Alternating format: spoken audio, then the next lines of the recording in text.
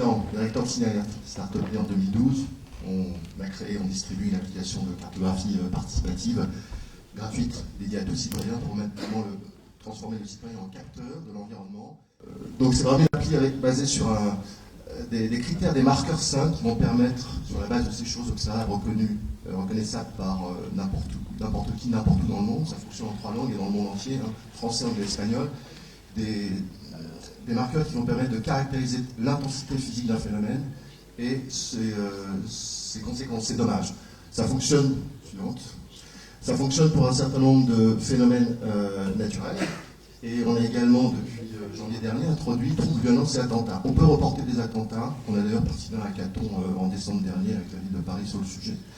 Vous voyez la liste des phénomènes qui vont être inclus. Vous n'êtes pas très concerné par les séismes ni les cyclones, mais par contre les pollutions, le principe sera le même. Il s'agit vraiment de marqueurs et de choses reconnues, perçues par le citoyen qui permettent sur la base d'échelles calibrées, et tout ça est développé avec des scientifiques de très haut niveau pour être sûr de la pertinence des critères, de caractériser un phénomène en absence ou en complément de capteurs physiques existants sur Terre.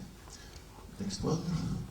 Voilà, donc qu'apportons-nous avec cette application? Alors d'abord, des enjeux pour la surveillance des enjeux sociétaux et environnementaux liés aux risques naturels ou aux risques technologiques, hein.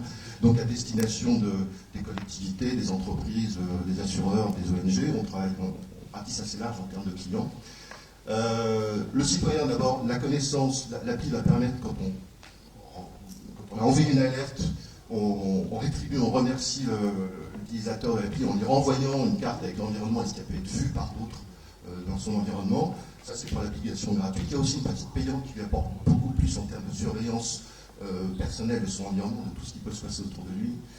Il y a des conseils de comportement, il y a des liens utiles vers des sites web ou des fournisseurs d'accès de données physiques de mesures d'environnement. Et puis pour le client, parce qu'on a quand même donc une application, mais derrière tout ça, un service en mode SaaS qui permet d'analyser, faire remonter, détecter automatiquement, être alerté automatiquement dès qu'on a franchi un certain seuil de nombre et de densité spatiale et temporelle d'alertes envoyées par les utilisateurs de l'appli. Donc voilà, ça c'est depuis janvier dernier, ça sert, c'est pas encore très utilisé. On a eu une petite manif de supporters de l'OM à Marseille qui nous a été signalée la semaine dernière. C'est pas encore très dramatique, mais c'est vraiment des choses qui permettent, c'est une espèce de Waze du risque et de l'environnement. On signale les perturbations, on localise, on connaît le niveau d'intensité, la gravité et l'impact du phénomène. Suivante. Voilà, donc ça, on a des services professionnels, c'est du B2B, et ça permet de... Alors on a par exemple utilisé en bleu, vous voyez, toutes les zones inondables de la France qu'on a collectées, compilées, mis en forme, et on a une couche complète de l'ensemble des zones inondables du territoire. On y rajoute progressivement d'autres phénomènes naturels, et avec ça, vous pouvez avoir une vue analytique. Je ne vous déploie pas tous les transparents de tout ce qu'on peut faire avec ça, l'analyse, la détection automatisée, et le croisement naturellement avec des données de capteurs physiques. Dernière, je crois.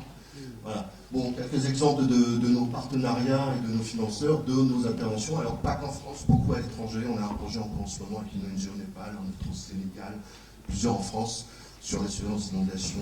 Voilà, c'est un phénomène.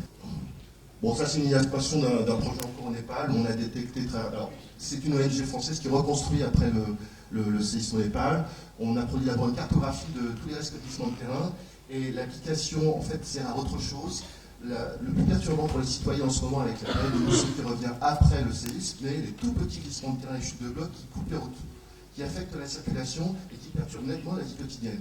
Ça, c'est utilisé en ce moment par les citoyens localement et l'équipe de l'ONG pour signaler et diffuser à toute la population aux alentours, parce qu'il y a de la 3G et qui fonctionne bien, c'est au nord-est de Katmandou. Les gens sont informés comme ça en temps réel des perturbations qui peuvent se produire sur et affectant leur vie quotidienne. Je crois que ça va être tout. Voilà.